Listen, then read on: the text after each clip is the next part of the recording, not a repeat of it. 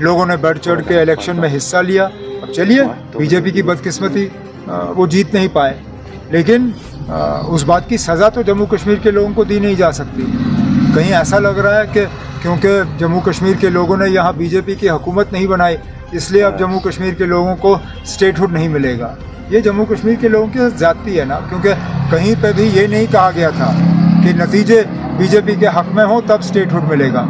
सब ही ये खोलने का था कि जहाँ जहाँ लोगों के मुतालबे हैं, परेशानियाँ हैं, जहाँ नॉर्मल तरीक़ों से उनका जो मुतालबों का हल नहीं हो रहा है, वहाँ पे हम इंटरवीन करें और लोगों की मुश्किलात जो हैं वो कम करें। ये सिलसिला काफ़ी कामयाबी से चला है। बीच बीच में जो फीडबैक मिलता है उसको लेके हम इसको और ज़्यादा जो है मजबूत करने की कोशिश करते हैं। लोगों के मुतालबे अलग अलग किस्म के होते हैं ना, कुछ डेवलपमेंट को लेके, कुछ ट्रांसफ़रों को लेके, कहीं पे उनके सोशल वेलफेयर की स्कीमों के पैसा फंसा हुआ है, कहीं पे बाकी मामले हैं। तो मुख्तलिफ़ किस्म के जो हैं रिप्रेजेंटेशन यहाँ लेके लोग आते हैं। उमर साहब, 11 महीने हो रहे हैं, क्या चैलेंजेस रहे? हालांकि ये स्टेट नहीं है, क्या चैलेंजेस रही सर? अब आपके सवाल में ही जवाब है ना। सबसे बड़ा चैलेंज ये है कि स्टेट नहीं है ना। हम तो उम्मीद कर रहे थे कि जिस तरह जम्मू कश्मीर के लोगों को एक वादा किया गया था और यहाँ तक कि सुप्रीम कोर्ट को भी ये बात कही गई थी कि ये 3 जो है स्टेप प्रोसेस होगा, पहले डिलिमिटेशन, फिर इलेक्शन, फिर स्टेटहुड।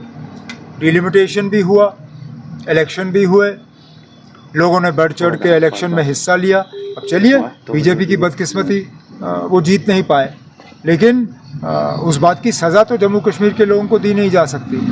कहीं ऐसा लग रहा है कि क्योंकि जम्मू कश्मीर के लोगों ने यहाँ बीजेपी की हुकूमत नहीं बनाई, इसलिए अब जम्मू कश्मीर के लोगों को स्टेटहुड नहीं मिलेगा।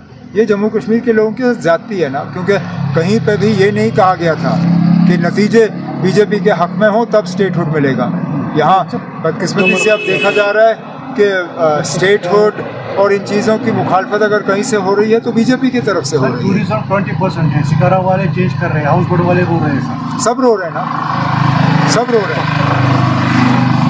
हमारी तो लगातार कोशिश रही कि टूरिज़म दोबारा से शुरू हो, और हम उम्मीद भी कर रहे थे कि ये पूजा सीज़न जो है, पूजाओं के बाद वेस्ट बंगाल, कलकत्ता वगैरह से जो है टूरिस्ट दोबारा आना शुरू हो जाएंगे, लेकिन जिस तादाद में हम उम्मीद कर रहे थे उस तादाद में अभी लोग आए नहीं। हमारी कोशिशें तो जारी रहेंगी, देखते हैं क्या होता है। सर, आई लव मोहम्मद, तब इसमें लिखने में किसी को एतराज़ क्यों? ये 3 अल्फाज लिखने में किसको एतराज़ हो सकता है? मेरी समझ में नहीं आता ना, ये 3 अल्फाज लिखने पे ये गिरफ्तारी की वजह कैसे बनती है? ये अब आप इसका मतलब कोई वाकई कोई मतलब दिमागी तौर बहुत ज़्यादा बीमार होगा जो इन 3 अल्फाजों को लेके इसके ऊपर कोई केस बना सकता है। इसमें तो कोई केस, और मैं तो चाहूँगा कि अदालत फटाफट इस चीज़ को जो है दुरुस्त करें। ये कहीं पे भी ये 3 अल्फाज लिखने, आई लव मोहम्मद, कहाँ से गैर कानूनी है ना? अगर 1 मिनट के लिए आप इसको एक मज़हब के साथ जोड़ देते हैं तब भी इसमें क्या गलती है ना? क्या बाकी मज़हब जो हैं अपने रहनुमा, अपने जो मजहबी जो हमारे ये हैं, हाँ, उनके बारे में नहीं लिखते? क्या हमारे जो सिख भाई बहन हैं अपने गुरुओं के बारे में नहीं लिखते? क्या हमारे हिंदू भाई बहन जो हैं अपने मुख्तलिफ भगवानों के बारे में नहीं लिखते? लिखते हैं। आप जम्मू कश्मीर से बाहर जाइए, शायद ही आपको कोई गाड़ी दिखेगी जहाँ पे किसी भगवान की तस्वीर नहीं होगी। तो अगर वो गैर कानूनी नहीं है तो ये कहाँ से गैर कानूनी हो जाता है ना? उमर साहब, आप LOP का डेजिग्नेशन क्या है? Leader of the opposition. Opposition का काम क्या है? अपोज करना। आप ना किस दुनिया में ये उम्मीद करोगे कि LOP, और वो भी बीजेपी का LOP, नेशनल कॉन्फ्रेंस की हुकूमत की तारीफ करेगा? मैं तो कहता हूँ जितना ज़्यादा वो हमारी मुखालफत करें उतना बेहतर है, क्योंकि लगेगा हम वाकई काम कर रहे हैं। Thank you sir.